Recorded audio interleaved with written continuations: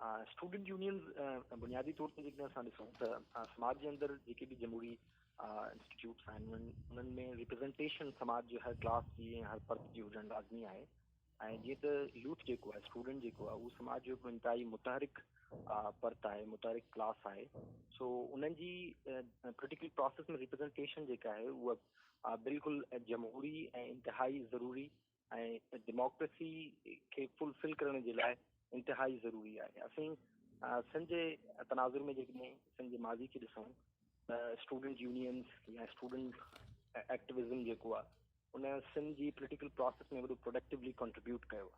लेकिन अनफॉर्चुनेटली गुज़िरियल 35 सालनि खां वठी वन यूनिट जी जेको आहे सो सिंध जी तहरीक खां ऐं उन में स्टूडेंट्स जी कॉन्ट्रीब्यूशन खां बाद ज़िया जी डिक्टेटरशिप उनखे बैन करे छॾियो ऐं उनखां बाद ही मुकमल तौर ते बैन रही। सो असीं इहो सम्झी रहिया आहियूं त डेमोक्रेटिक प्रोसेस खे अॻिते वधाइण जे लाइ उनजी प्रोग्रेस जे लाइ जे मुतहरिक किरदार जी जीअं त आऊं अर्ज़ु बि करे चुकुसि त वन यूनिट जे दौरान इहो स्टूडेंट्स ई हुया जिन इन कारे कानून खे सिंध ते मढ़ियल सिंध जी बका ऐं सिंध जी मुकमल तारीख़ी वजूद खे ख़तरे में विझण वारे इन कानून जे ख़िलाफ़ मज़ामत कई ऐं उन मज़ामत जे नतीजे में हुन इन कारे कानून खे तोड़ियो।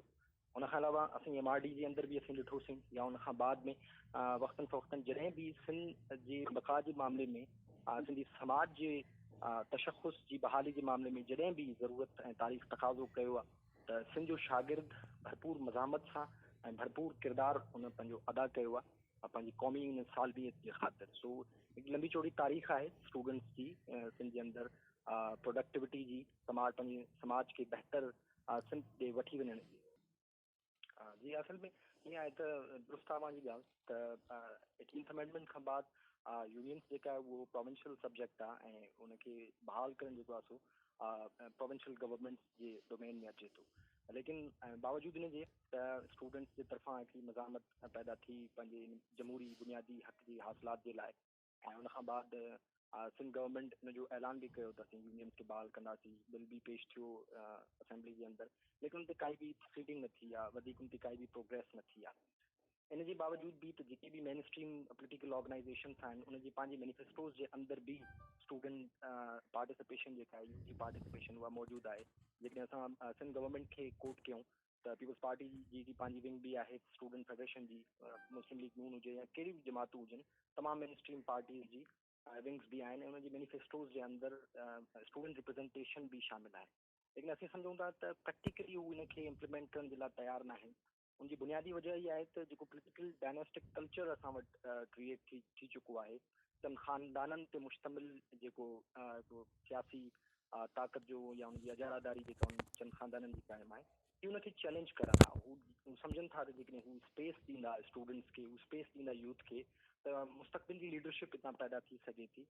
मुस्तक़बिल जी लीडरशिप जेका हिननि जी पॉलिटिकल डायनेस्टी खे चैलेंज करे सघे थी। सो उनजे लाइ हू बावजूदि इन जे त उनजे मैनिफेस्टो में बि शामिल आहे, बावजूदि इन जे त हुननि वटि अख़्तियार बि आहे, लेकिन उनजे बावजूदि बि उनखे बैन रखणु चाहिनि था ऐं यूथ खे कंहिं बि तरह सां स्पेस नथा ॾियणु चाहिनि पॉलिटिकल प्रोसेस जे अंदरि। जी जेकॾहिं असां हिन ॻाल्हि खे ॾिसूं त असां जेकॾहिं नेशनल पर्सपेक्टिव में वञूं त सिंध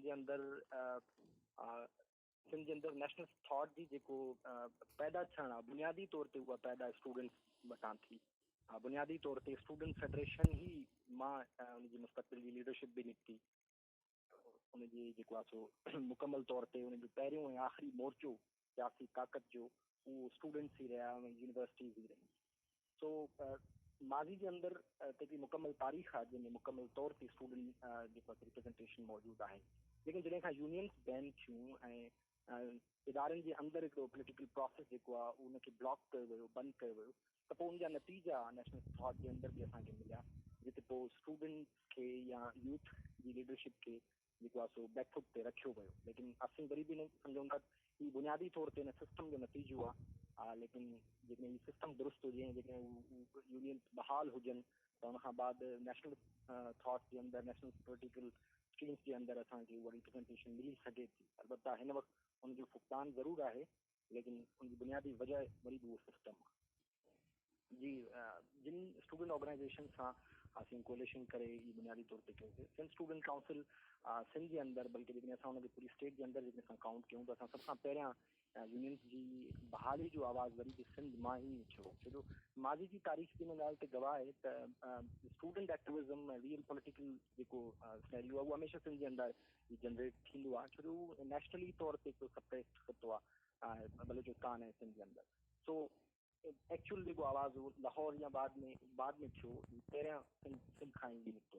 त उन वक़्तु हितां जा तमामु जेकी स्टूडेंट ऑर्गेनाइज़ेशन्स आहिनि नेशनल थॉट जूं, उन्हनि सुठे नमूने सां कंट्रीब्यूट कयो।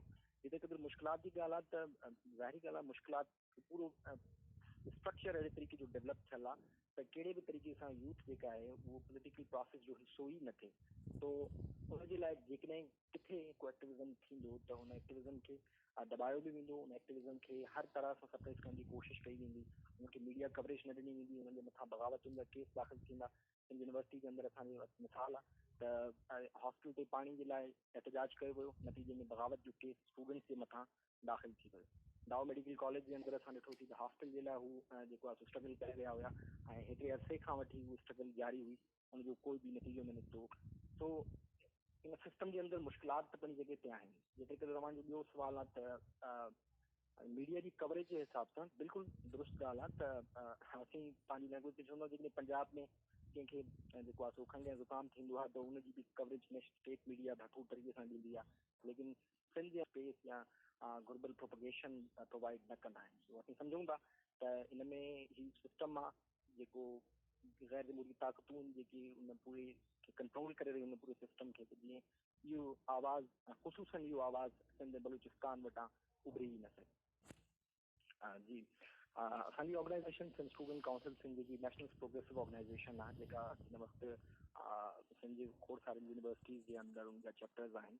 सिंध यूनिवर्सिटी जे अंदरि उन खां अलावा शहीद बेनज़ीर भुट्टो यूनिवर्सिटी नवाबशाह जे अंदरि, Shaheed Benazir Bhutto university veterinary sciences जे अंदरि, कराची यूनिवर्सिटी जे अंदरि, तर उर्दू यूनिवर्सिटी जे अंदरि, उन खां अलावा बि खोड़ सारी यूनिवर्सिटीज़ जंहिंजा ऑर्गेनाइज़िंग बॉडीज़ खे जेको आहे सो स्टार्ट करे चुका आहियूं, उते बि मेंबरशिप मौजूदु आहे।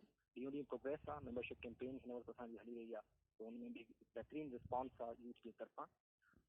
अलबत्ता जिते तव्हांजी स्ट्रगल वारी ॻाल्हि आहे त स्ट्रगल असांजी कंटिन्यू आहे, यानी ईअं न आहे त पोइ असीं हुन सुवाल खे छॾे ॾिनो आहे। असां अॼु हुन सुवाल ते क़ाइमु आहियूं, यूनियन जी बहाली ते, हुन ते जिदोजहद बि करे रहिया आहियूं, स्ट्रगल बि करे रहिया आहियूं मुख़्तलिफ़ फेज़ में। कॾहिं मार्च कयूं था, कॾहिं बुख हड़ताल कयूं था, उन खां अलावा कॾहिं जेको आहे सो सोशल मीडिया जे ज़रिए कैंपेन लॉन्च कयूं था।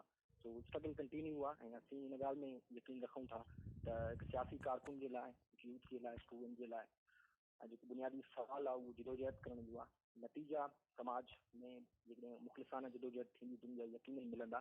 सो असीं पुरउमीद आहियूं त असीं यूनियंस खे हर सूरत में बहाल कराईंदासीं ऐं हर सूरत में पंहिंजी स्ट्रगल खे मुंतक़ी अंजाम ताईं पहुचाईंदासीं।